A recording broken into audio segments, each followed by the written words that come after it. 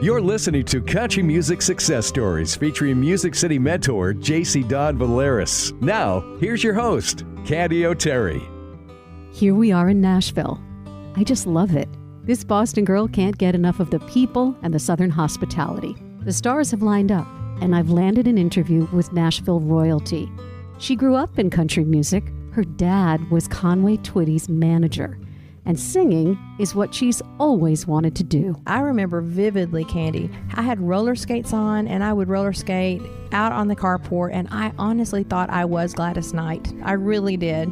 Turns out that little girl became a star in her own right, with her first radio hit at only 15. And I can't wait to hear her advice and her wisdom about what it takes to be a country music success story.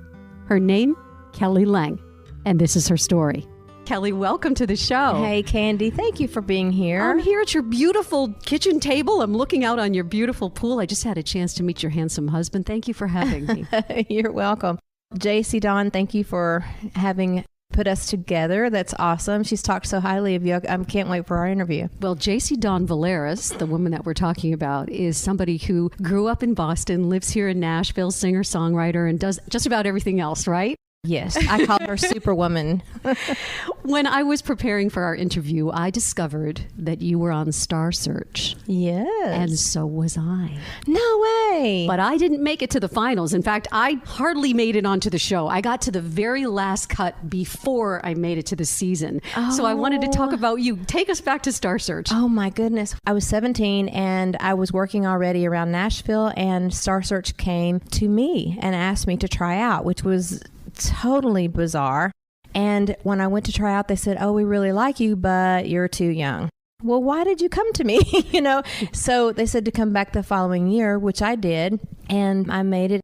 I was 18. I was the youngest one that had gone to California to do this show at that time. And Candy, at the time, I had more enthusiasm than talent. I look back on the videos and I'm just mortified. 3 times I won, and then they brought me out to do the semifinals, and I didn't make it on that time. But it was a blast. And, when you're going through something like that, it's just so surreal. You can't believe the audience that you're reaching. And I think the original American Idol. Well, I was just about to say, for those of you who don't know what Star Search is, look it up and look up your performance, because you probably can see that on YouTube. Oh, please don't.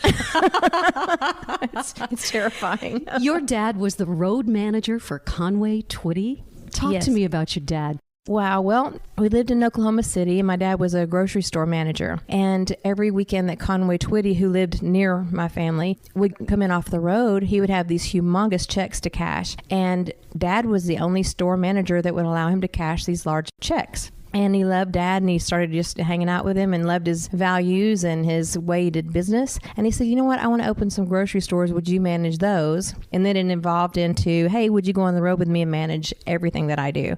And he did that for 25 years. And so when I was, I guess around 6 or 7, we moved the whole organization, which was about 30 or 40 of us, all in one caravan from Oklahoma to Hendersonville, Tennessee, where I still reside. Dad worked with him up until the day he died. I'm thinking that if you grow up in that kind of an environment, country music has just always been in your life. Well, I thought that was normal. Like, I thought all parents had superstars for bosses. I did not know that was unusual, because that was all I knew. But it was really not unusual for Loretta Lynn to call or George Jones to call and ask my dad for advice. As a matter of fact, they both wrote about my dad in their books. My dad had a really great reputation. I'm really proud of that. Tell me a little bit about what life was like in your house. I'm guessing that your dad was on the road a lot. Yeah. What were the values that you grew up with? Oh, I don't know if I have values, but I'm the youngest of 4, and my parents were very strict. Their big requirement for all of us kids was whatever we chose, we had to be nice. We had to be the very best person we could be to whomever we were in the room with, and otherwise nothing mattered. Tell me about the very first song you ever sang in your whole life and what the reaction of the group was. Well, my grandmother played piano by ear, and so there was always a piano around when I was little. And so I dropped my dolly in the dirt at 3, I think. And my grandmother came in, she was like, "What on earth?" So I was playing at 3. And I probably sang Rocky Top first at maybe 2, I think. How does that go? Rocky Top? I don't know it because come on. I'm a Boston girl. I've never heard this song in my life. You do not want to hear it. Okay. All right. I'm going to trust you on that. Ask any University of Tennessee fan how it goes. Rocky Top. I'm going to totally do that. You record your first song at 15 and it made the Billboard charts. Lady, Lady. Talk to me about that. I was around Nashville a lot and hung out with a lot of songwriters. And I've always hung out with people that were quite a bit older than me because I just had such a passion for what they were doing with their music, and I learned from so many people. And a guy named Stuart Harris wrote that song for me, and he just wanted it to be a song that was tender towards my age and respectful about my age at that time. And like I said, I had much more tenacity than talent, and I just loved that he wrote a song really for my personality. And the funny thing about that song, it started getting some play on radio, especially here in Nashville. And CMT, which is Country Music Television, they took a liking to that, and they were just starting up their new programming on their network and needed content. So they came to me and asked if they could pay for my video just so they would have more things to air. And I was which like, you said, absolutely. well, of course, and I got to kiss this real good looking cowboy in it. So that all worked out well. Tell me about the first time you ever heard yourself on the radio. Well, it was around that time. I was 15. Do you remember where you were? With my mom and I would go on the road and we would do radio tours and I would hear it a lot while we were on the road and doing those kind of things. Well, the best part is when you go into the radio station, that you're driving out away from the station and they're playing your song. Yeah, that rocks. Right? I'm not going to lie. Years ago, I talked to Gloria Stefan, and she told me the first time she heard herself on the radio, she was driving her 1974 Datsun, and she was in a traffic jam, and she just rolled down the window, and she was like, "That's me!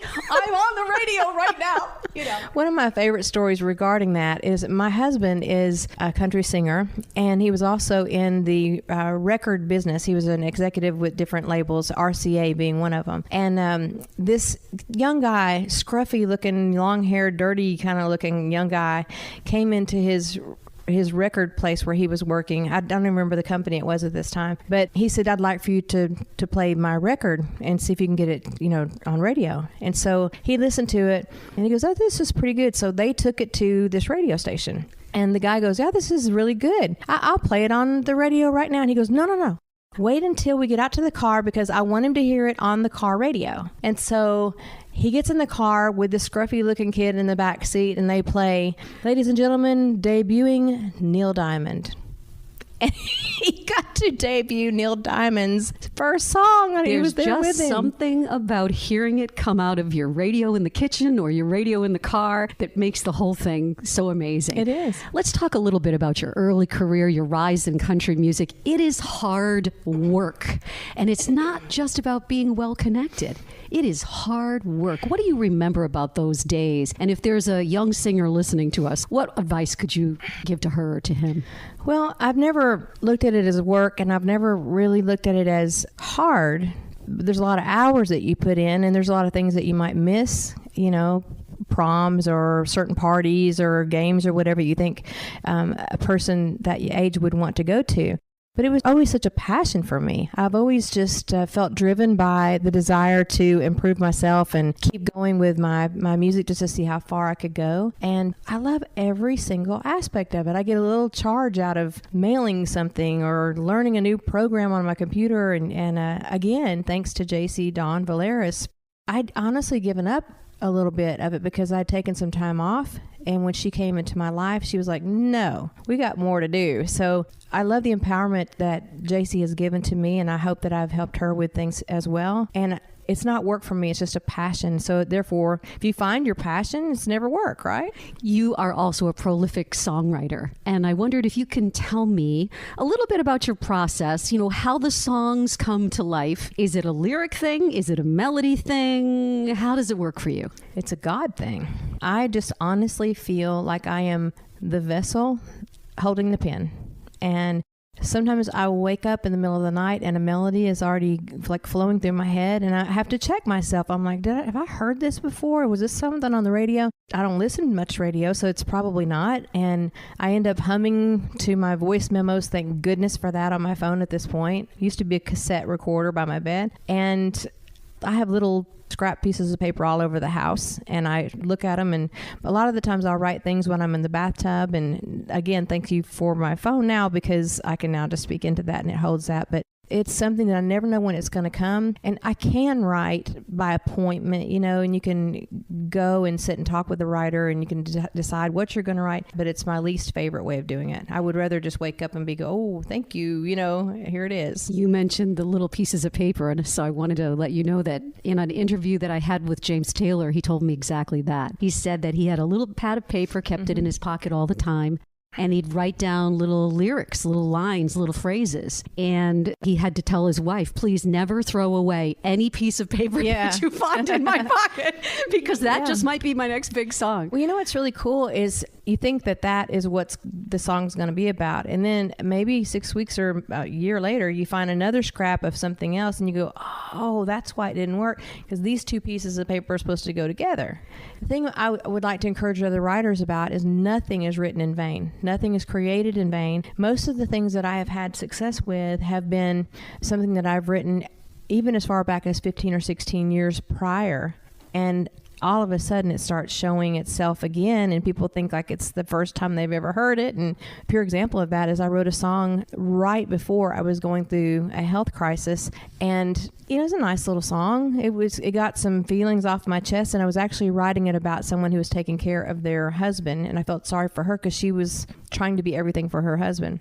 She kept saying, I'm not going anywhere. I'm right here by you, So I wrote this song, and it was cut by a couple of people, and I let it go. And so 16 years later, a huge hospital corporation came around and are now using it as their theme for their hospitals. So if anything, just write it, let it go, let it breathe, and then it will come back to you at some point. You mentioned a health crisis, and I wondered if we could talk a little bit about your breast cancer diagnosis in 2005. Mm-hmm. I lost my mom to breast cancer when I was a teenager. So the fight against breast cancer has always been something I feel so passionately about. And every woman that I interview who is a breast cancer survivor says it changes you from the inside out. How did it change you? That's a kind way of saying it even. I was 36. I had 2 small children. They were 9 and 13. I was single. And my mind was set on a career. I just signed with a new record label. I was ready to get on with my life.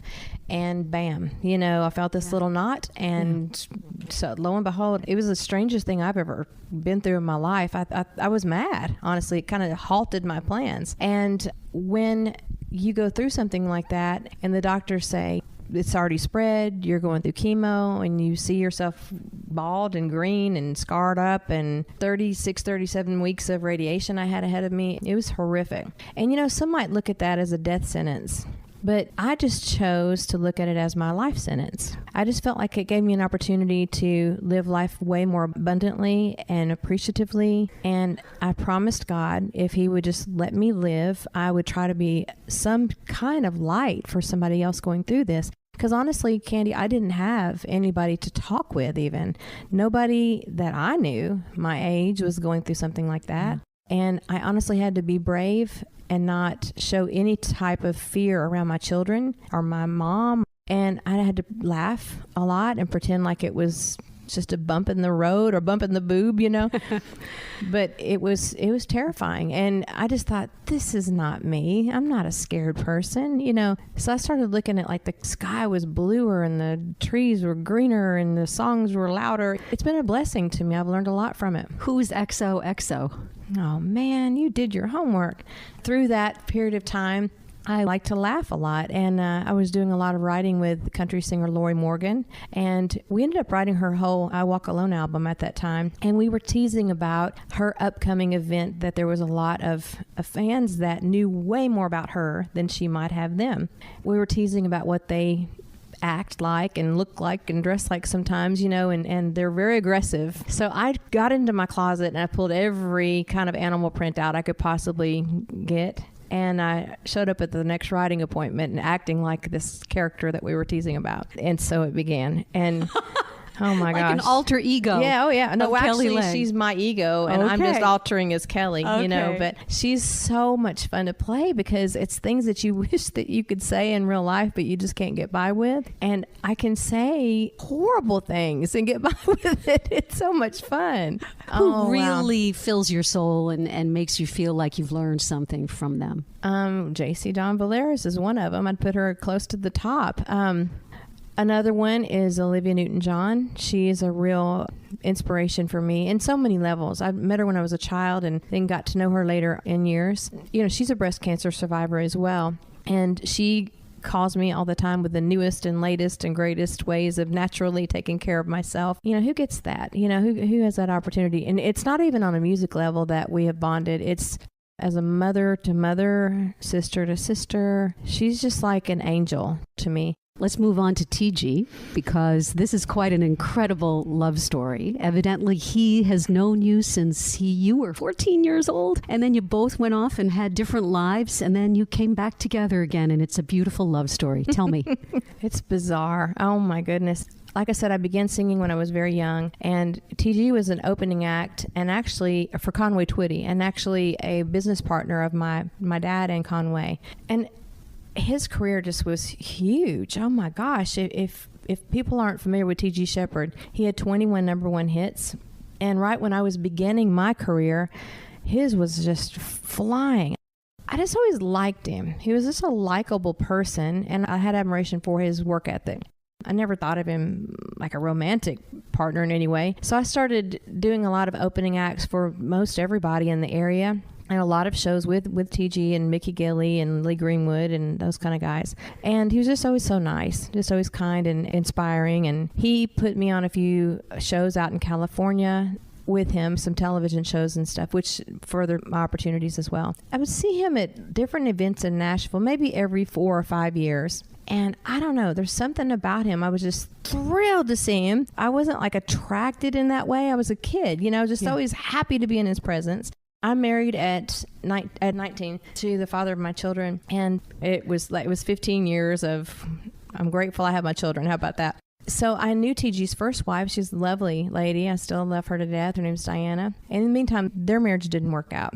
He married another person, and I was married, but really, you know, just on the ends of things. I ran into him at an event, and I said, "Hi, TG, how are you?" And he says, "Oh, I'm fine. I'm getting married." And I go, Oh, good for you. You know, then I found out she was my age. I was so mad. I don't know. I never thought about what, you know, I couldn't believe he would marry somebody my age. I was devastated. And I came home and I said, "Mom, TG's marrying somebody my age." She goes, "You know, he always had a crush on you." What? You know, I had no idea. So fast forward many, many, many more years later, I ran into his first wife at a party, and she says, "How are you?" And I said, "Oh, it's been a rough year. I went through a divorce 6 months ago and blah, blah, blah." She goes, "Did you know TG's single?" And I thought, okay, that's weird.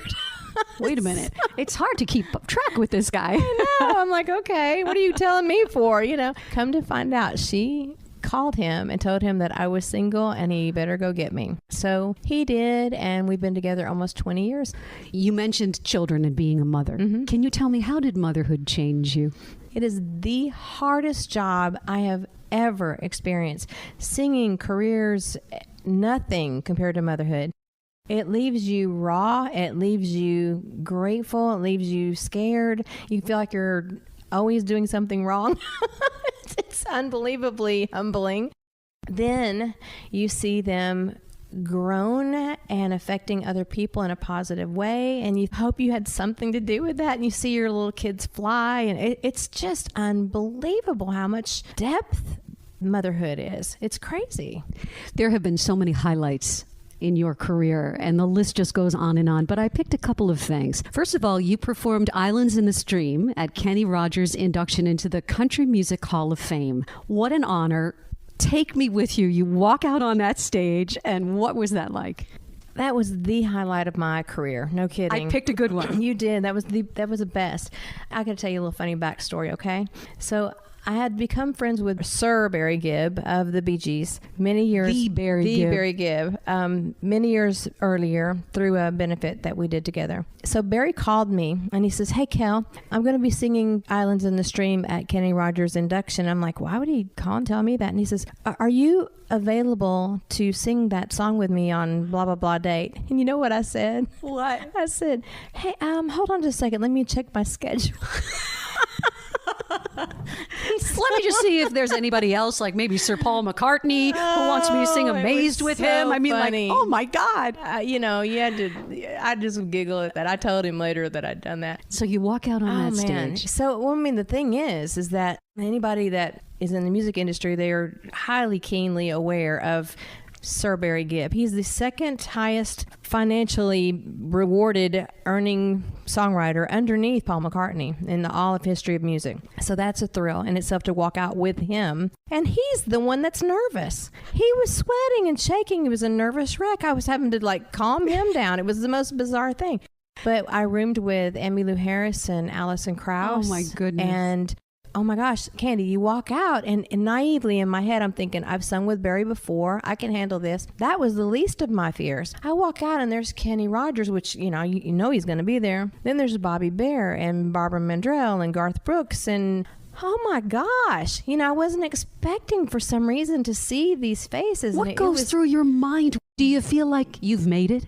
I don't think you ever feel like you've made it. I don't think there's ever that cap to the feeling of you made it, because if you do, then you give up maybe. I don't know. But it's a feeling of like a euphoria that you cannot experience again. And I probably will never have that exact feeling again. So I knew to live in the moment. I knew to just eat this up. And I was like radiantly on fire in my head with happy. You've done a lot of cover songs. Mm-hmm. How do you respect the original song and then make it your own? That's a great question, because so many people, when they do cover tunes, they try to change them too much, I think. They try to get so away from the original characteristics of the song that, although it's cool and it's a neat thing, I like to stick as close to the original as I can, because I loved them. I love the guitar breaks. I love the certain rhythm to things. Anytime I ever do a cover tune, it's never to improve upon the original, because I don't think that's possible. I like to do it in honor of them. And, a lot of times I choose songs that are recorded originally by men, and then a female vocal on top of that's going to be your twist. That gives a whole different context to the lyric or just the texture of the song. The latest CD is called Old Soul. Are you an old soul? You bet. I love vintage clothing. I love older houses. Heck, I even like older men. So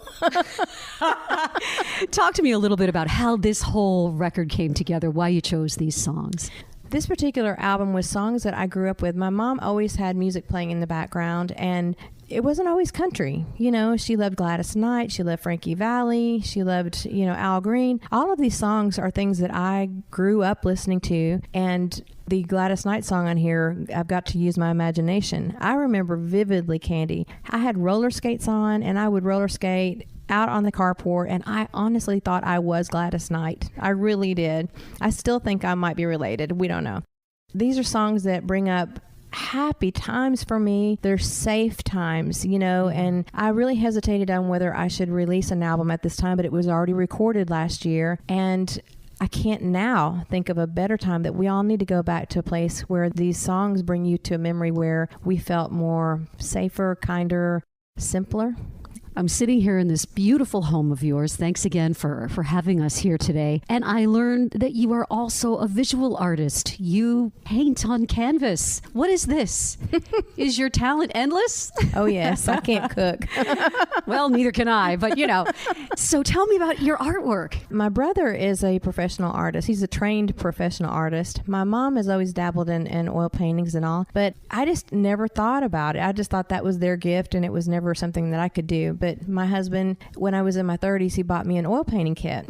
And he said, see if you can try it. And I thought, this is harder than I thought. This is crazy, But the first thing I painted was an aerial view of a coffee cup. And I gave it to my husband as a gift because he wrote the Folgers theme song. The best part of waking up is Folgers in your cup. Oh my God, are you kidding me? No. I need to hear him sing that. Yeah, it's pretty cool. So every time a commercial comes on, it's rather exciting in our home. But anyway, great. When I took this coffee cup into the place to get it framed, she says, oh, this is so nice. I have to buy this. And I thought, cha-ching, if I can make money with oil painting, I'm going to go for it. If this singing thing doesn't work out, well, I'm just going to make money with my oil paintings. And I did. Candy, I sold a lot of, and I don't know what the heck I'm doing. Look at you. I don't know what I'm doing. I have no idea how it happened. Last few questions that I ask whenever I get a chance to sit with someone who's as amazing as you are. When an obstacle is in your path, how do you get around it? I laugh at it because I don't look at anything as a permanent thing. And I just kind of take a deep breath and I pray. And I think this too shall pass. And if it doesn't pass on its own, then I make a few phone calls. What's the best piece of advice you've ever received in your life, whether that be personal or professional, and can you pass that along?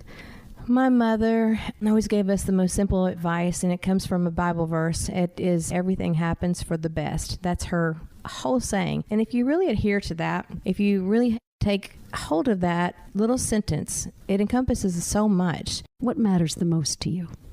The people that I love, if they're safe and happy. Not really me so much, but I really want to make sure my kids are happy, my mom's happy, and my husband's happy, and my friends are happy. I just want to make sure everybody's doing well, and then I can rest. Final question. I believe that we all define success a little bit differently, sometimes at different chapters in our lives. Right now, at this very moment, what does success mean to you? How do you define it? Success to me is knowing that I've just done my best to be kind, to be loving, to be supportive of other people. My favorite thing in life is to lift other people up and to elevate them into positions that maybe a connection of mine could help somebody further their life around. That's success to me as a human being. The music industry, that's fleeting, I guess, but as a human being, if I have done my job correctly, I've helped other people be better. Kelly Lang, singer, songwriter, producer, painter, wife, mother, and an amazing friend. Thank you so much for this interview today. Candy, you're awesome. Thank you for your time. Well, that was the inspiring story of one of my very best friends, Kelly Lang. Hi, I'm JC Dawn Valeris, your Music City mentor. Kelly has been by my side for a long time, and one of my favorite things about our friendship has been the fact that we have been able to help each other reach so many of our dreams and goals. Kelly and I have written songs together, recorded together, and we've even created giant marketing campaigns sitting at the exact same table where this interview with Candy was recorded. I'm telling you all of this because each time I sit down with Kelly or any artist that I'm working with, we start by working on a social media campaign, and I'm about to let you in on 5 different ways that you can make sure your social media is in tip-top shape for your next album or single release. Let's jump right in. Tip number 1, give yourself enough time to promote on socials. If you have an album or a single coming out, it's the perfect opportunity to create a steady stream of social media content to support it. And if you're one of those people who has a hard time thinking of things to post, a single or an album release will do all of the work for you. Make sure you give yourself at least a couple of weeks to announce the release. You're going to want plenty of time to promote all of the things that you are doing. Tip number 2. Utilize every aspect of your social media to promote your release, not only your feed. When you have new music available, it's the perfect opportunity to have a presence everywhere. For example, if you have a great post to announce your next single, make sure it not only hits your Instagram feed, but you also have fun story posts and even a video to post on Reels. Go live and talk directly to your friends and fans. Platforms like Instagram absolutely love this, and they love to see you taking advantage of all they have to offer. Next, utilize your cover photo or page banner on Facebook, Twitter, and YouTube. You can use this incredible real estate to advertise your upcoming release. It's the perfect place to share the news that you have something coming. If you don't have a graphic designer to do this for you, I recommend using an app like Canva or Adobe Spark to create it for you. Both of those are free and they're downloadable from any of your mobile devices. Here's a tip. Although you can't add a link to a cover photo on Facebook, you can add a link to stream and download your release in the post copy, which will show up if anybody clicks on your banner. You can also utilize that little button below your cover photo on your feed to link straight to your release. Number 4, update your bio. Make sure your bio across all platforms is up to date and it reflects the release that you have coming out. You want to make sure your brand is locked tight when your song or album hits, and this is just another simple way to make sure that it is. Finally, create a smart URL. Sometimes artists have trouble figuring out which digital platform they should be driving traffic to promote their release. I always like to advise pushing as much traffic as possible to your own website, but you should always have a place for people to directly stream and download your music. You can do this by creating a smart URL. It will be one link that connects people to all digital platforms so they can choose their favorite to listen on. A couple that I really like to recommend are Linktree, smarturl.it, and song.link. All three of these have free versions. One last piece of advice I have, and I can't stress this enough. Call on your friends, family, and fans to help share and post about your new release on social media. There's nothing like having a fan club behind you to make a song or album successful. Ask them ahead of time, send them a link, and even some copy if it helps them. Chances are they'll be more than happy to post about it and to show their support for you and your music. Good luck on your next single or album release. As a singer, a songwriter, and the founder of Platinum Circle Media, JC Dawn Valeris walks the walk and talks the talk. So take her advice as your Music City mentor. For a free tip sheet on best practices for releasing your single or your album, just go to candyoterry.com/country music podcast. Subscribe to JC's YouTube channel for insights and advice on how to make it in Nashville. And if you liked country music success stories, please subscribe and leave us a review. Follow us on social @Candy O'Terry and @JC Dawn Valeris. Thank you so much for listening.